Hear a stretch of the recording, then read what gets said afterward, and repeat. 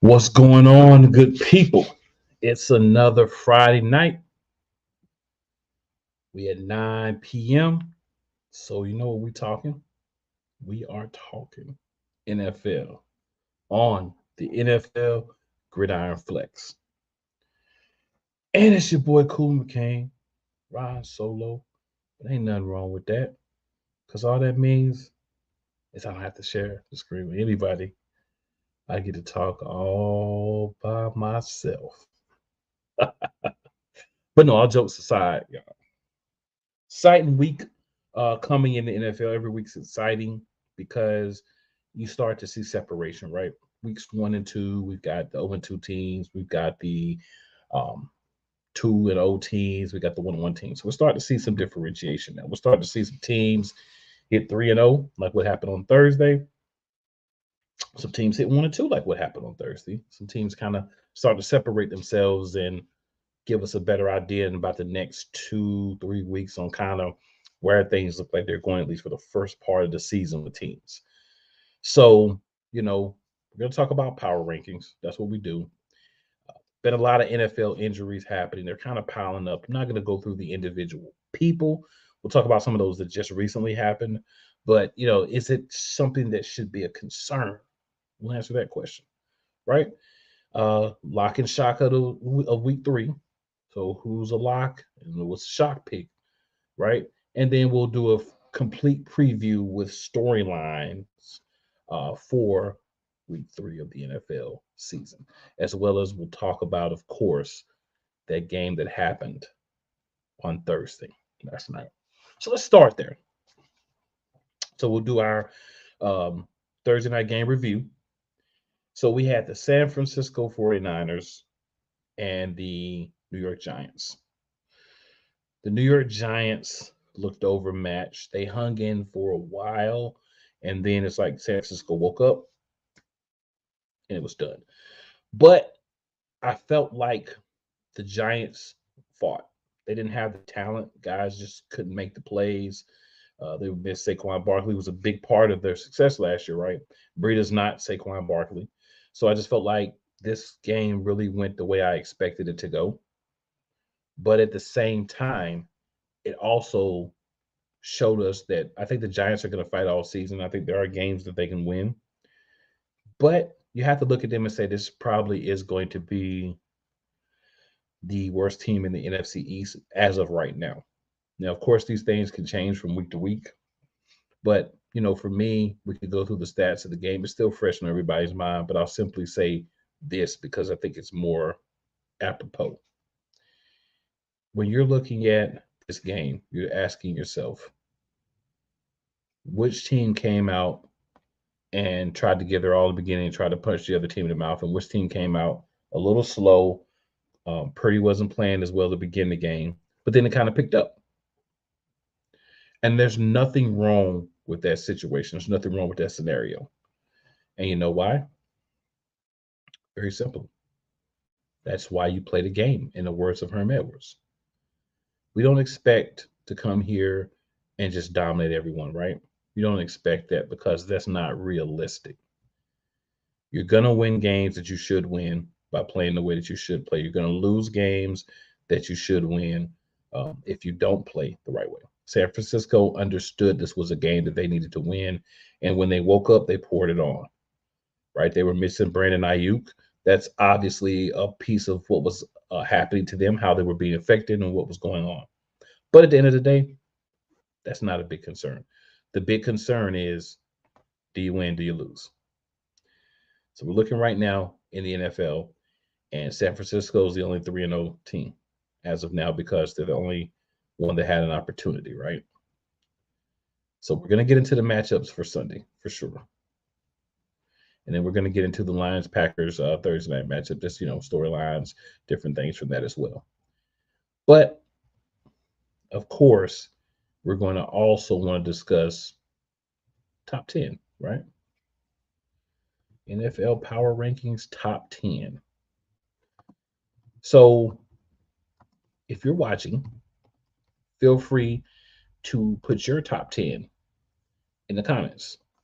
because what we want to do is kind of compare, see who looks where, see how yours looks to compare to mine, how they look from week to week. So I'm gonna give you guys my top 10. We are going to start with number 10, and we're gonna make our way up. So at number 10, I have the Jacksonville Jaguars. Defense did play good against the Chiefs, but the offense weren't able to do a lot. They're another team with an offensive line that needs to be fixed. That's why the red zone offense is bad. Anytime you have a bad red zone offense, that's due to, you're not being able to, either your quarterback is taking too long or there's too much pressure on him. Number 9, I have the New Orleans Saints. Defense is going to win a lot of games for that team. Offense needs to do more consistently. I think timing, right? I look at them because I was able to catch a good portion of their game. I think it's timing. When you look at Carr and the wide receivers, they just don't have timing yet, right? They just don't know, I'm going to break on the ball, so give it to me here. He's trying to lead them, throw them open, and it kind of can be a little janky when you're pairing a new quarterback with new players in the beginning. So I think that's something that will definitely work itself out. But we can only go off of what we see so far. And I have them at 9 for that. Number 8, I have the Washington Commanders. They did have to rally to beat the Broncos, but Sam Howell, excuse me, I was about to say Sam Bradford. Thoughts from the past. Sam Howell played well and helped them come back. So I really just think that as of week 2, and again, I'm only basing this off the first 2 weeks of the season. As of week 2, they're the 8th best team power ranking wise. We'll see if they stay. We'll see if Sam Howell continues to be that guy, or if there's anything that happens that kind of brings you back down to earth about Sam Howell and brings Sam Howell back down to earth. If that doesn't happen, then I think we're good to go. And we're looking at a team who could, really compete. If that happens, it may take some time before the team is ready. And that's just how it is. All right, number 7, I have the Buffalo Bills. So they played really good against the Jets. They played really bad, against the Jets at week 1. Really good against the Raiders. So which Buffalo Bills team is the real Buffalo Bills team? Can you please stand up? That's my question. That's what I want to see with them moving forward throughout the season. But today, you got the win. You showed that week 1, at least so far, was a little fluky for you. So we'll see week 3 if you can maintain or move up, or if you'll be moving back down because you're not able to bring in week 3. All right. And then at 6, I have the Dolphins. I really feel like I want to put them higher, but not quite yet. But they are on the upswing, so that is important. Offense looked different, but still good. They were patient. The defense looked really well and rebounded after what happened, week 1 with the shootout. So I like that. I like the fact that we're kind of looking at it and saying, all right, there's a lot of guys that maybe didn't look as good as they wanted to week 1 for teams. Week 2, we kind of got a balancing act. We kind of feel like that's more along the lines of what we expect from certain players, from certain teams, from certain organizations and coaches. And you're going to see that throughout these top 5, right? You're going to see teams that you expect to be there order-wise, but, it's what you expect. So at number 5, I have the Baltimore Ravens. They did come alive against the Bengals, right? Todd Monken looked really a lot better in week 2 than week 1. Offense gives Lamar Jackson a lot of chances. A lot of the excuses that people made about the coordinators in the past, that's gone now. Now we're going to see what this team really has. I'm excited for it because I think Lamar Jackson is better than anticipated. But like a lot of people have argued for him, you have to give a guy an opportunity to play in a system that works for him. if you expect him to be a good player, right? You can't take a square peg and fit it in a round hole and then say, oh, the square peg doesn't fit, so the square peg is bad. No, you put a square peg in a square hole, and then guess what happens? It works out really well. So I just want to see that continue.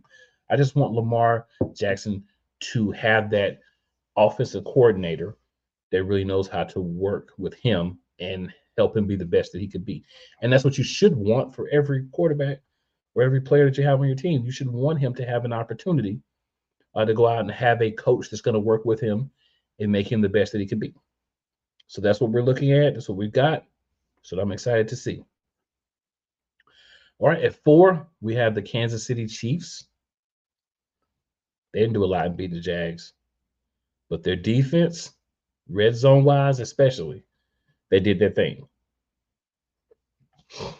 We got to remember Kelsey missed the first game with injury. Still have some dropsies at the receiver position. Still working some of those guys in, but they did enough to win, and that was what we needed to see from them. All right, so in third place, I had the Philadelphia Eagles, 2-0, but they haven't looked great. They were number 2 last week. I had to drop them one spot just because another win, but another win. They just have to pick things up. Not playing your best and still getting wins is good, so that when you start getting a little bit better, start hitting your stride and improve every week as you should, you'll get there. But you just have to wait and see. You just have to wait and see. All right, number 2, of course, you have to put the Dallas Cowboys, and I feel like that's a fair assessment because the defense has been dominant in these 2 games. We can say who they played, we can name it all day, but they played 2 other NFL franchises and they looked dominant. You have to give them credit for that. We'll see how it continues, but they've only given up 10 points in 2 games so far, and that was all in the second game. They gave up nothing in the first game. So we'll see how they continue to play. We'll see how the offense plays against better defenses, better talented teams. We'll see how things go. But again, I'm a firm believer you can only judge a team off who they play. I can't say, oh, wait until the Cowboys play the 49ers, and then we'll see who they are. Oh, wait till the Eagles play the Chiefs. No, you have to judge them off what they've done so far while looking to those marquee matchups throughout the season to make decisions. All right, and then number 1, begrudgingly in my power rankings, I have the San Francisco 49ers. Tough game against the Rams, but they found a way. Defense looked a lot better. I'm not going to get into what they did Thursday because I'm not going to look at that in this power ranking. But defense has to tighten up from the first minute of the game to the last minute. But, I mean, you're looking at everyone, they are the best team right now. You could argue Dallas, Philadelphia, Kansas City are not that far behind, but you got them at 3-0 because they've already had the win this week. So they deserve to be number 1 right now. But again, it's week 3. The important is being in the playoffs and in the Super Bowl.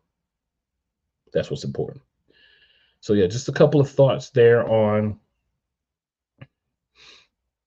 what we had going on with that situation with the power rankings. So then we'll move on to the NFL injuries. So Trayvon Diggs, was injured. I mean, we can go over a list of people, right? We've got Anthony Richardson out with a concussion. We've got guys out, for my Eagles. We've got N'Kobe Dean, of course, on IR, Vontae Maddox on IR. Some guys we had in the preseason that went down as well. We've got guys like Quest Watkins, Kenneth Gainwell, Blankenship, maybe not. James Bradbury, maybe not. New week, we don't play until Monday, so they still have time to get those things together. But so many guys, man, especially that horrific Nick Chubb injury. And I'm not going to go over everybody because I don't want to be disrespectful and miss anyone. But I think the thing is, should fans, should the league, should teams be concerned? I'm going to say there should be concern, yes. I don't look at any of these plays and see anything that I would call like an egregious attempt to hurt someone. But at the same time, I do look at these moves and say, guys, we gotta be careful. We got to make sure that we're protecting ourselves, and we got to make sure that we get the proper rest and recovery and recuperation. So you think about like the Eagles, we could talk about how he got hurt all day. You know, it doesn't really matter. Talk about Maddox, but I think when you look just overall, I'm gonna take my own team in a piece, but just as the same as everyone else. When you look at injuries like Chubb's, some people have said it was a dirty hit. I don't think it was dirty at all. I think it was a guy that was kind of like, I don't know what's happening. I'm not sure. I'm not confident. So, you know, he tried to make a hit. You only have certain places that you can hit. And he unfortunately looks like he misjudged that area. And you could tell right away it was a bad injury. He looked contrite. He looked like he was concerned for Nick Chubb and not, you know, like lazy eye fair, like he didn't care. Just look concerned for the specific individual and what happened to him, man. And I hate that happened. But back to the injuries as a whole. I think we train so much, right? I think our bodies are so lean, everything's so tight, everything's so just, wound up that it doesn't take a lot for guys to get hurt at this point. And I hate to see it because a lot of times it's some of your better players, and that takes away from the matchups, that takes away from the league as a whole. Trayvon Diggs being gone from the Cowboys, it makes them a different team, right? They may be able to get around it, play differently, but they're not going to be able to go out and do the same things they were doing and have the same level of success if they're going to have, this injury. And there's nothing they can do about it. They can't stop an injury from happening. But I would say it's sad to see from a fan perspective too, because you want to see the best guys out making plays, and we won't see the best guys every week because some of them are going to be hurt. So we've got to come to terms with that. We've got to realize that that's the way things are going to go. We've got to be prepared for that.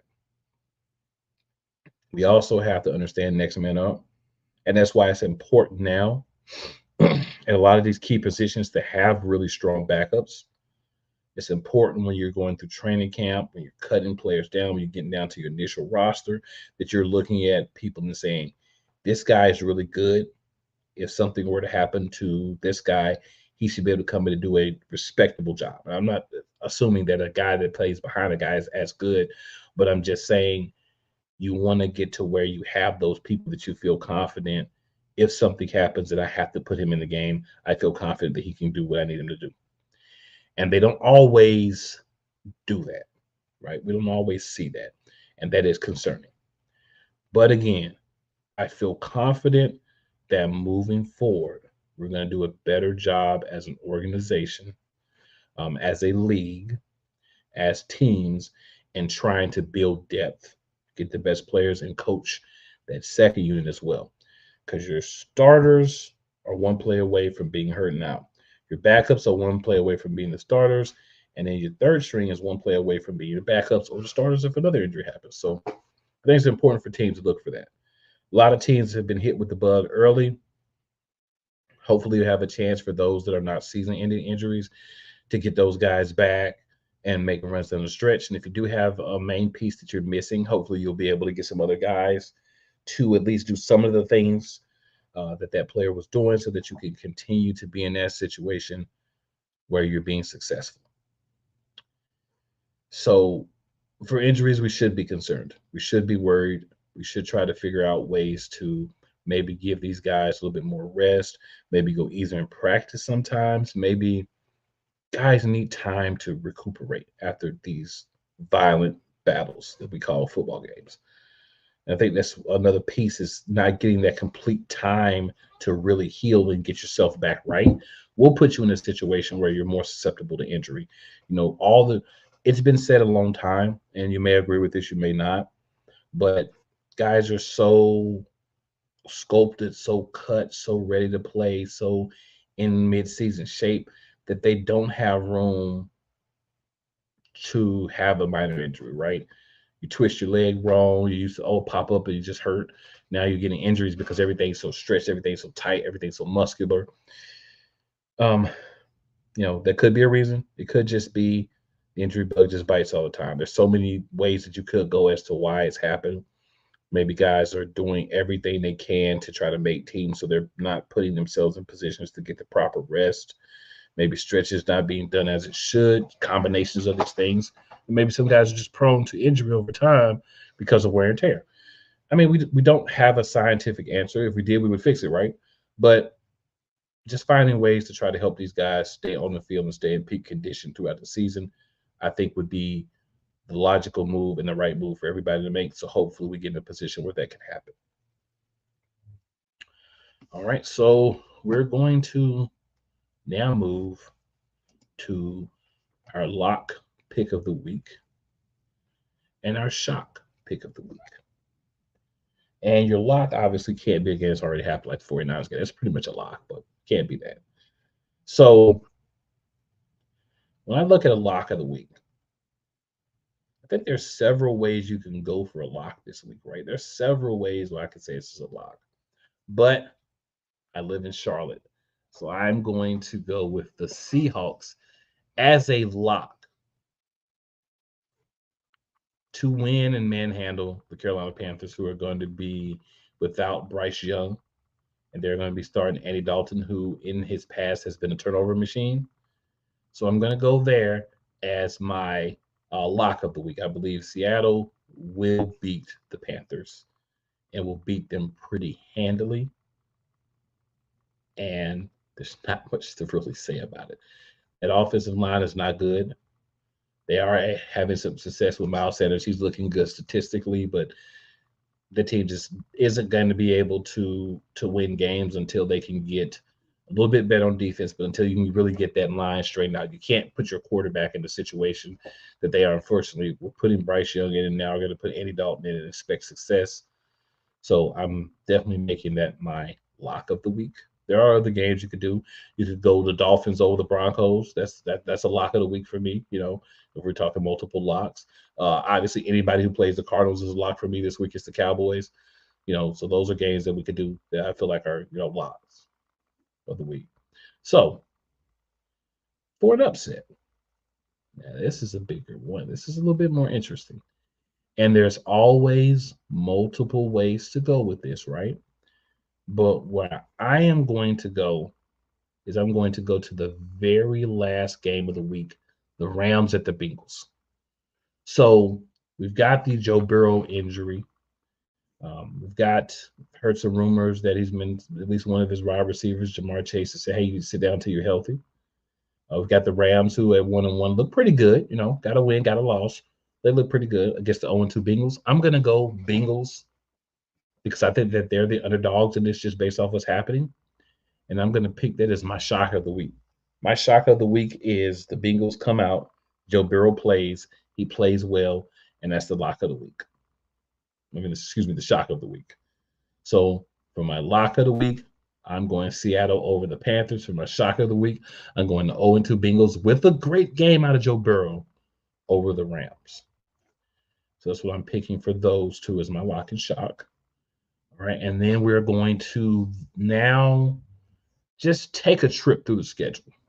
Talk about some different storylines that we're going to see in these games, as well as I'll give you who I think is going to win. We would normally have someone on that would give you that, but they're not here, so I want to make sure that you guys get that complete experience with your boy. So let's do that. All right, so we're going to start here with the 1:00 games. We've got the Indianapolis Colts at the Baltimore Ravens. How does this team look without Anthony Richardson? How do they look with Gardner Minshew, aka White Goodman, playing quarterback? Does this team look better? Does it look worse? Does it look the same? What does he bring to this team? And can he make this team better while Anthony Richardson is in concussion protocol? For the Ravens, with the litany of injuries that you have on offense and defense. Are you going to be able to count on those backups, those next men up that I was just talking about, to step up and give you similar production to your starters? Not necessarily the same, but similar. Are you going to be able to get another guy besides Gus Edwards to run the ball? Are you going to be able to have, say, Flowers and other guys on the team step up, Bateman, other guys for the passes now that Odell Beckham's missing this game? Right? Defensively, are you going to have guys to replace the guys that are injured that can come in and maybe not be just as good, but at least be in the realm of play or as a team play as well and keep you afloat while you're working out some of these early season injury bugs that seem to be attacking a lot of teams? All right. And in that game, I am going to go Ravens because I just don't trust the Colts. But I would say it will be a lot tighter. I think with Gardner Minshew playing because he's going to read the defenses better, and the Ravens are going to have some issues on that side with the injuries. All right. And then we have the Tennessee Titans versus the Cleveland Browns. So for the Tennessee Titans, my question is really the storyline for them is who's going to be your heir apparent at quarterback.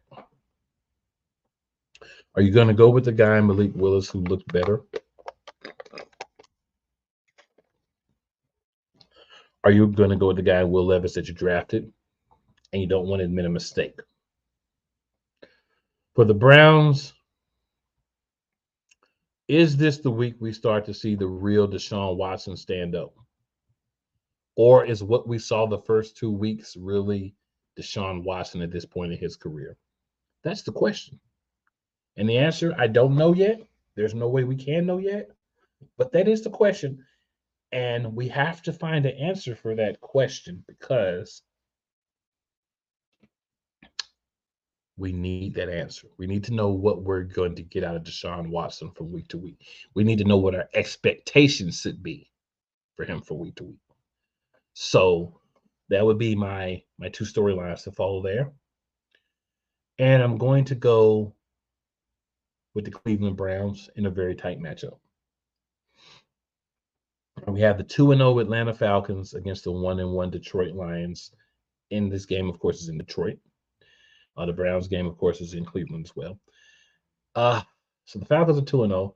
I have them winning, but I mainly have them winning because of their defense.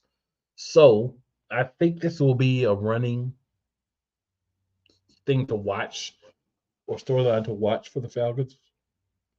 The progression of Desmond Ridder. I'm not a believer in him as an NFL quarterback, not a starter, at least I should say. But he has the opportunity this year with this great defense and more weapons than he had last year. And Robinson, Algier, you still got Cordell Patterson. You've got wide receivers. You've got a good tight end. So there's a lot of pieces there. So I'm going to pick them over the Lions in a tight game. I think there's going to be a lot of tight games this week. For the Lions, how do you make up for injuries? You have some guys that are going to miss the game, some guys that are questionable, some guys are doubtful, you kind of earn that mix as well. How do you replace pieces if they don't play? How do you get them to be better? And how do you still go out there and win games? And this, of course, these are two storylines that are not a 1 week answer, but it's something overarching I'm looking for in these two teams. I still think Detroit's the best team in the AFC North. But I think they do lose this week.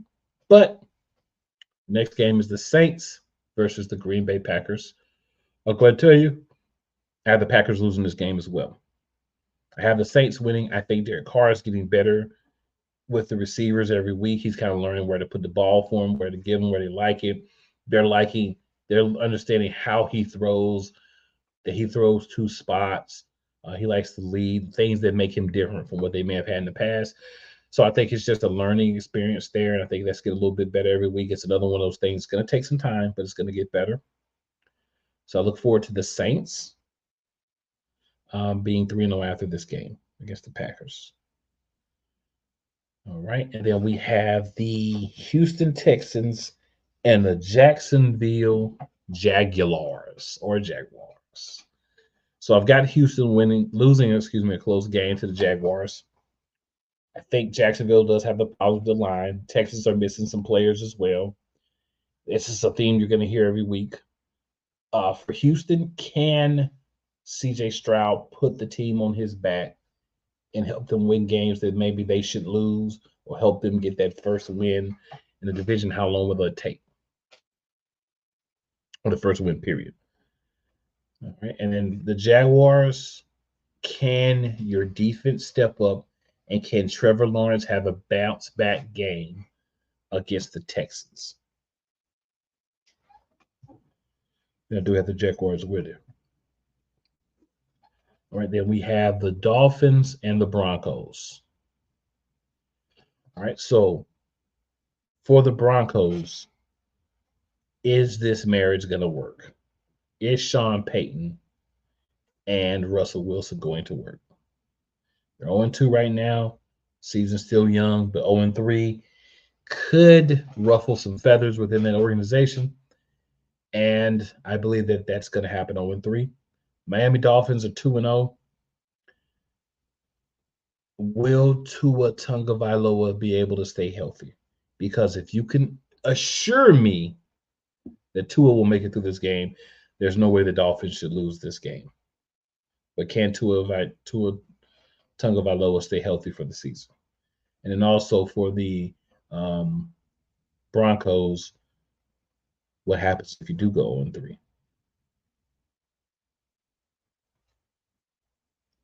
Good questions. Well, thank you, sir.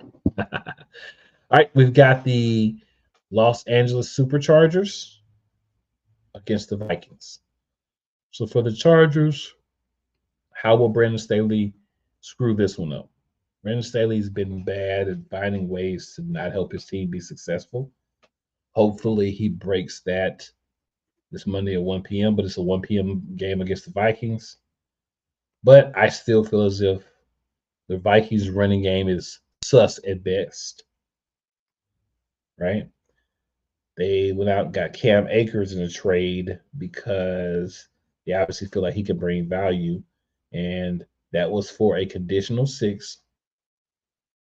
And then Chargers also traded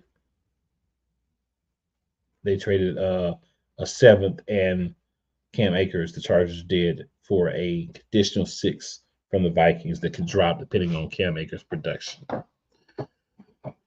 And I think the amount of carries he gets, yards or whatever. All right. And then we have the Patriots versus the Jets. The Jets have looked bad this year. Since Aaron Rodgers went down, Zach Wilson's 1-1. I'm not too impressed with Wilson, but when you've got Dalvin Cook and you've got Breece Hall in your backfield, you've got one of the better defenses and a defensive head coach in Robert Saleh, and you're playing a Patriots team that also can play defense, but I don't think has the same explosiveness that the Jets have offensively. I'm going to go Jets in this game. I want to know for the Jets the maturation process of Zach Wilson. What are the Jets doing to get Zach Wilson more and more ready to be that guy for the rest of the season? And is there another move they'll make for a backup for Zach Wilson, or maybe for a guy that can challenge him for the starting job? We'll see. For the Patriots, when will the first win come?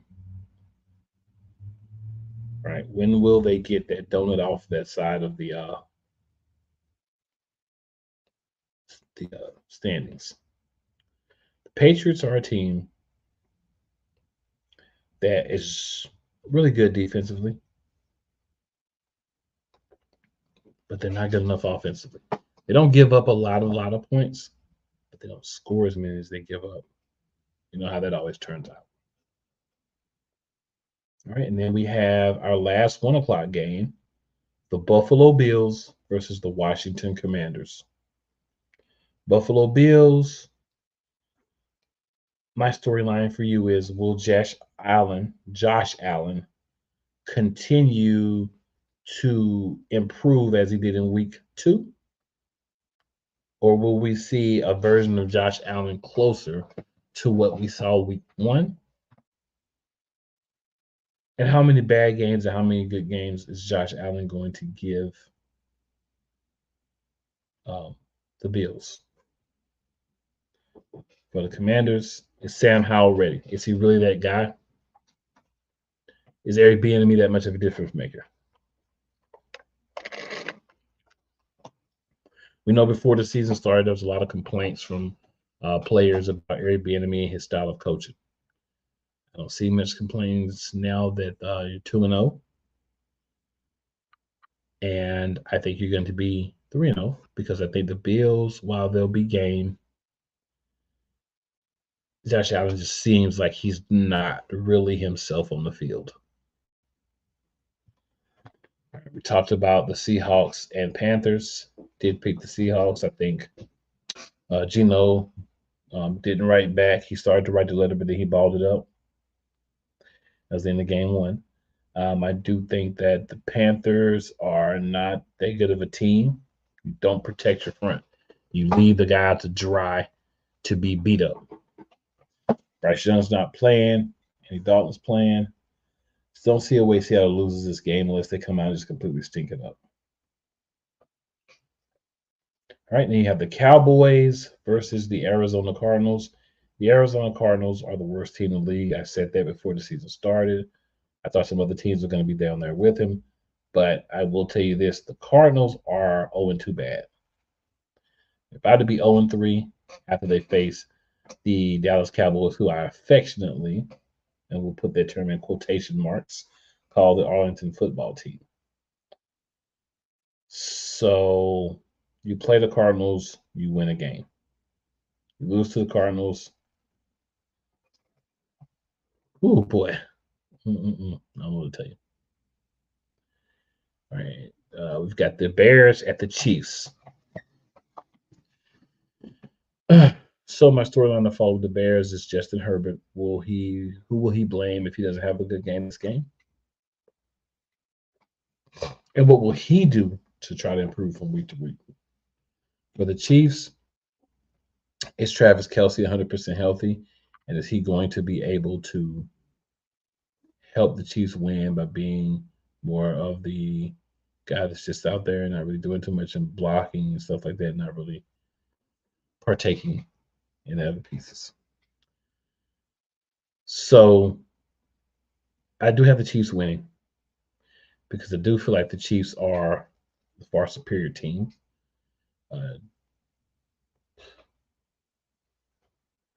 Justin Fields is wild, man. I just don't believe that he said some of those things he said if you saw the interviews or the press conference and then the other interviews he had.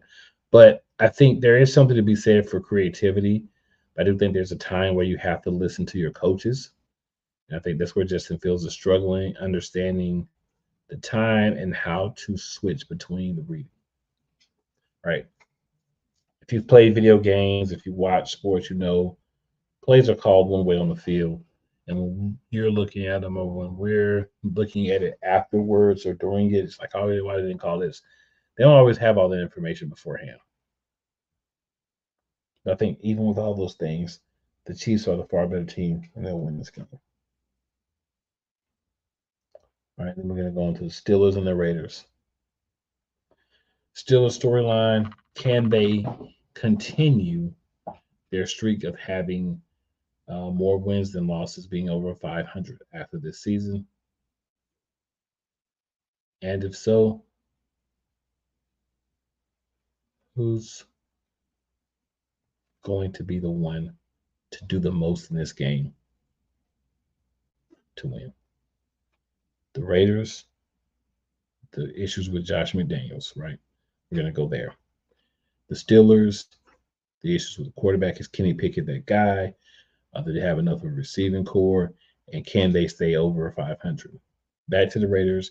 For the Raiders, is Jimmy Garoppolo going to hold up for the year for you?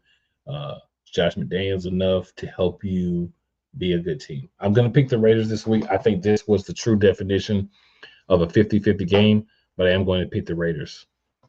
Then we're going to go to Monday night, 7:15 p.m. EDT on ABC.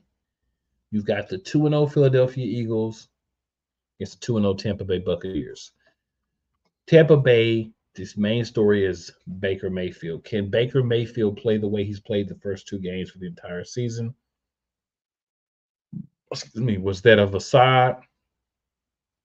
Is he not as good of a quarterback? Is he a better quarterback? What are you going to get out of Baker Mayfield throughout the season? Because I think that's a determining factor on what the Buccaneers do in this game and in other games throughout the season. For the Philadelphia Eagles, can Jalen Hurts and Brian Johnson finally get on the same page with play calling? Can they allow for this team to call plays and execute plays in a manner that's going to make them successful? The other question for the Eagles is, are they going to fill up the hole in the center of their defense, the donut hole, with cream or lemon filling, or are they going to allow the fluffiness to stay there and allow to be attacked there? We have to figure that out. It's a work in progress. I think just like the offensive coordinator, the side will just have to adapt when he has his full contingent of players that he'll have. And it'll be a few weeks thanks to the Kobe D injury.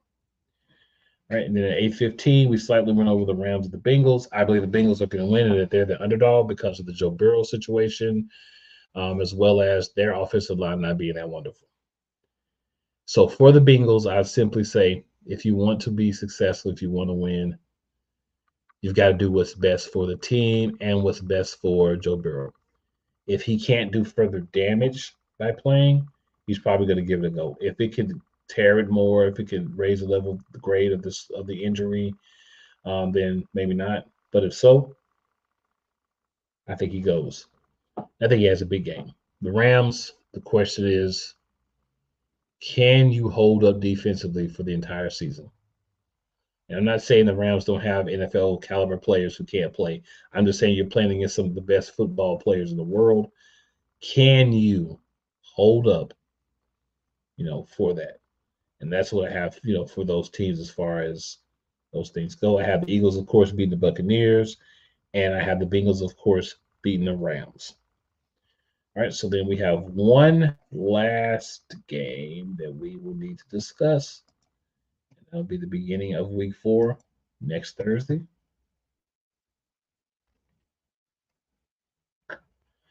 And in that game, we have the Detroit Lions, the Green Bay Packers.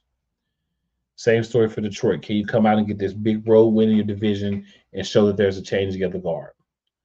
For the Packers, can you hold on as the top dog in the NFC? That's the question.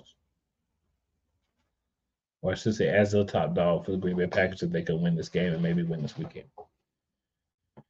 Detroit just needs to go out and play good football, use their weapons, spread the Packers out, and force the Packers to have to react to what they do and not how they do it, if that makes sense. So that's going to be our NFL talk for the evening. I will say catch us back here next week. Same bat time, same bat channel. We'll be talking more breakdowns of the NFL, different things that are happening, what can be done about those things, storylines to follow, news, events happening that are affecting the world of the NFL, all those good things, we'll be talking about next week. Now, if it's your first time watching, make sure you hit the like button. Make sure you hit the subscribe button. If you're watching the show on the Shady Sports Network side, make sure you hop over to playcallsportstalk.com/live. Check out the video there. If you're watching the video from the Play Call side, check out youtube.com/Shady Sports Network. A lot of content about the game of football on their channel. So it's something that may be good and exciting for you to have and be able to be a part of. So, for the rest of the crew who were able to make it tonight, this is your boy Cool McCain. Just letting you know, tell 4 of your enemies and 2 of your friends about us. Just because they do not like you does not mean they won't like the NFL Gridiron Flex. We'll be back next week. We will be same type of discussions. It's what we're going to be doing this year, y'all. It's just giving you some things from some different perspectives, but still giving you what you came for, which is who's going to win, right? So I just want to say, not talking football, it's not cool. And you know what I do to people who don't want to be cool? I spit in the face of people who don't want to be cool. That's what I do. But jokes aside, definitely make sure you check in with us next week. Make sure you like and share the show. We appreciate your watching. And we will be returning again next week. And we'll be making it happen. All right. So we are out.